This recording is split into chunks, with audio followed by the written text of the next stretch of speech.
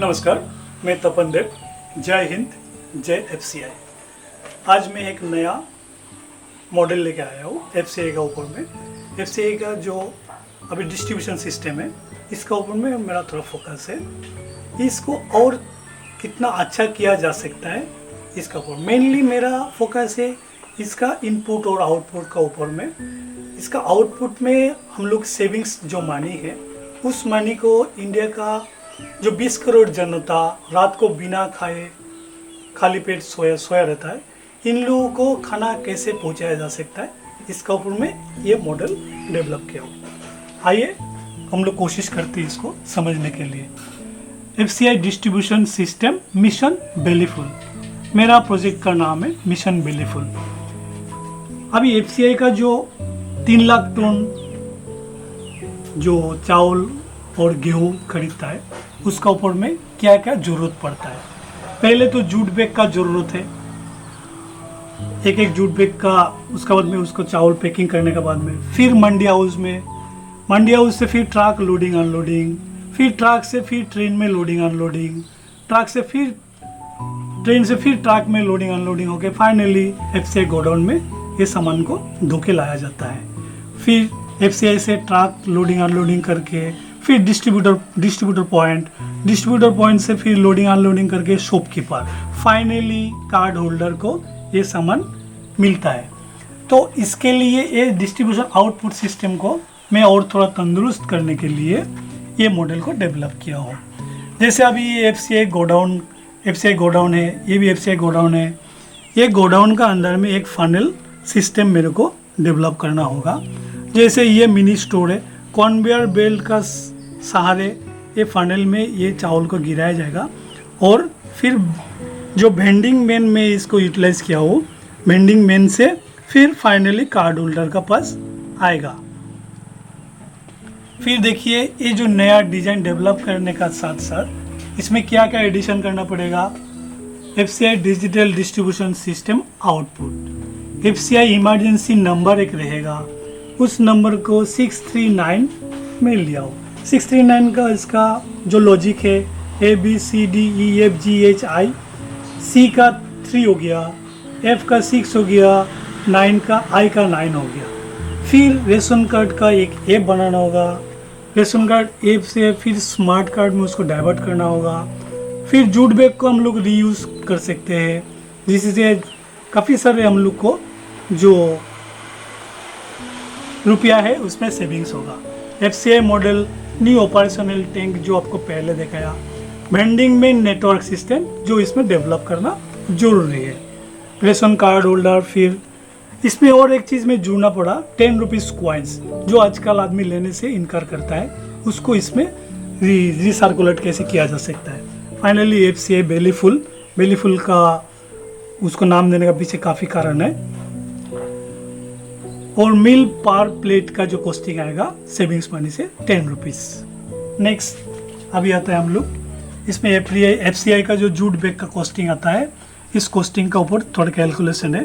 जो jute bag 50 की जगह 63 रुपीज़, गेहूँ का जो बैग है उसका 29 रुपीज़, फिर राइस हो गया 3 लाख टन और गेहूँ हो गया 3 lakh ton, total 60 lakh ton में जो बैग यूज़ होगा वो 60 करोड़ बैग यूज़ होगा।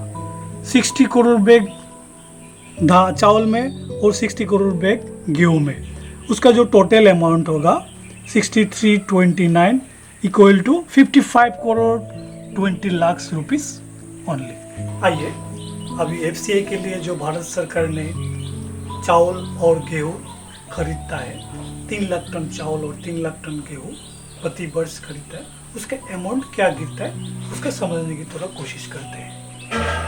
FCI purchase rice and wheat per year. Rice जो चावल खरीदता है 37 रुपीज़ पर केजी का कॉस्टिंग आता है, उस अनुसार पर क्विंटल का कॉस्टिंग 3700 रुपया। फिर उसी प्रकार 3 लाख टन चावल का जो कॉस्टिंग आता है 1110 करोड़ रुपया सिर्फ चावल का आता है। फिर गेहूं का यदि 27 रुपया पर केजी होता है, फिर 3 लाख टन चावल गेहूं का जो कॉस्टिंग आएगा उसका 8100 करोड़ रुपया इसका कैलकुलेशन आता है। फिर FCI card holder, goods delivery का, जो मैं इनपुट और आउटपुट का बारे में बोल रहा था, अभी आउटपुट का जो अप्रोक्स कॉस्टिंग आता है FCI से कंज्यूमर तक पाने के लिए, उसका यदि मैं आउटपुट ट्रांसपोर्टेशन का चार्ज पकड़ता हूँ पर 50 kg का 17 रुपीज़, और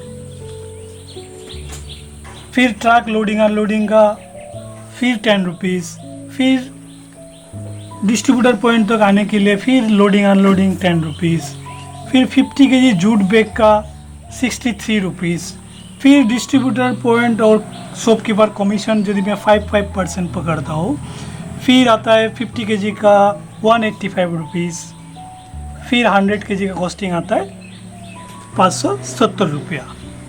उस हिसाब से यदि 3 लाख टन का अमाउंट में पकड़ता हूँ, फिर 171 करोड़ रुपया सिर्फ चावल का आता है, फिर गेहूँ का आता है 120 करोड़ 60 लाख रुपीस।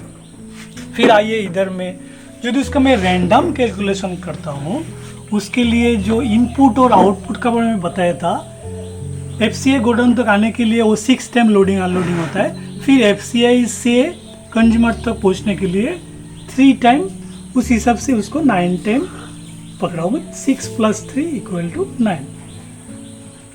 देखिए 1 kg चावल का कॉस्टिंग 33 रुपीज़, इनपुट कॉस्टिंग यदि मैं पकड़ता हूँ 4 रुपये 11 पैसा, फिर उसको आउटपुट कॉस्टिंग में मैं डाइवर्ट करने से फिर 1233 रुपया, 2 इसमें बैग आएगा 50 किलो बैग 1359 रुपया।